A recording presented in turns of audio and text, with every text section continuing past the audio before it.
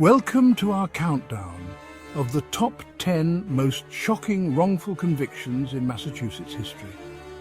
Years stolen, lives shattered due to mistakes, misconduct, even malice. Buckle up as we expose the system's cracks and push for change. Our first case throws us right into the fire, literally. Victor Rosario spent over 3 decades behind bars for a fire he didn't start. He was the prime suspect, based on his limited English and a coerced confession. 33 years in prison for a crime he didn't commit. The fire was an accident, and his confession coerced and unreliable. Next up, we've got Sean Ellis, facing a life sentence for a crime he didn't commit. Picture this: 1993 Boston. Detective John Mulligan is found dead in his car. Sean, a teenager, gets swept up in the chaos. Corrupt cops, coerced witnesses, the whole 9 yards. After 22 years, Sean's conviction was overturned. The crooked cops, they were later convicted themselves. Hold on to your hats, folks, because this next case is a doozy. Fred Clay spent over 38 years behind bars for a murder he didn't commit.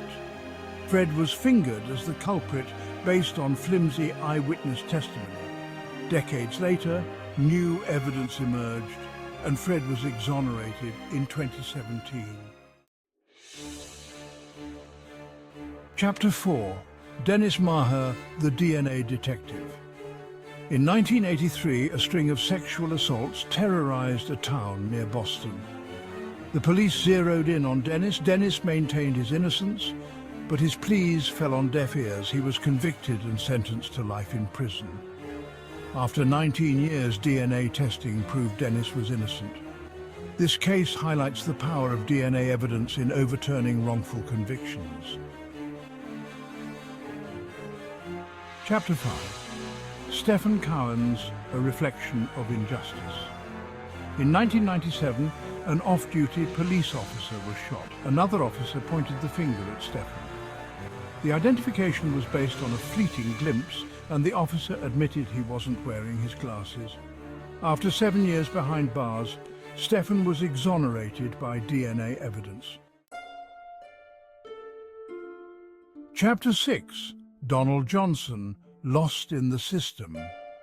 In 1994, a fatal shooting rocks a Boston neighborhood. Donald, in the wrong place at the wrong time, is arrested and charged with murder. Despite maintaining his innocence, he was convicted and sentenced to life. After 12 agonizing years, Donald was exonerated and released.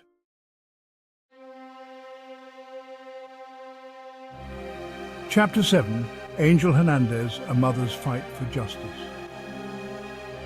Angel Hernandez from Springfield, Massachusetts, was convicted of murder in 1996. His mother tirelessly campaigned for his release.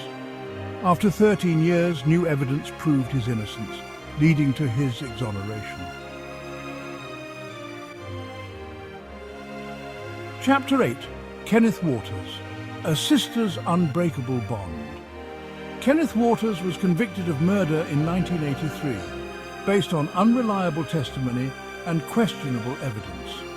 His sister Betty Ann Waters put her life on hold, earning a law degree to fight for his freedom. After 18 years, Kenneth was exonerated and released thanks to their unbreakable bond. Chapter 9. Bernard Baran, False Accusations, Real Consequences.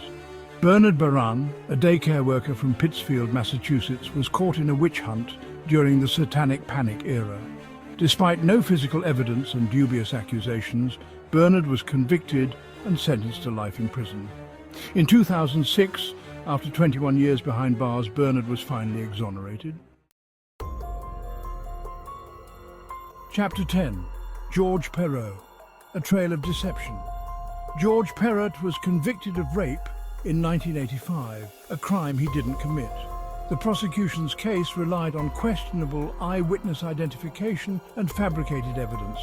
After 30 years, George was exonerated in 2016 when a thorough investigation exposed the detective's misconduct. Outro justice, delayed and denied. These cases remind us of the importance of due process and justice reform. We must hold those in power accountable. Thank you for watching. Like, share and subscribe for more content.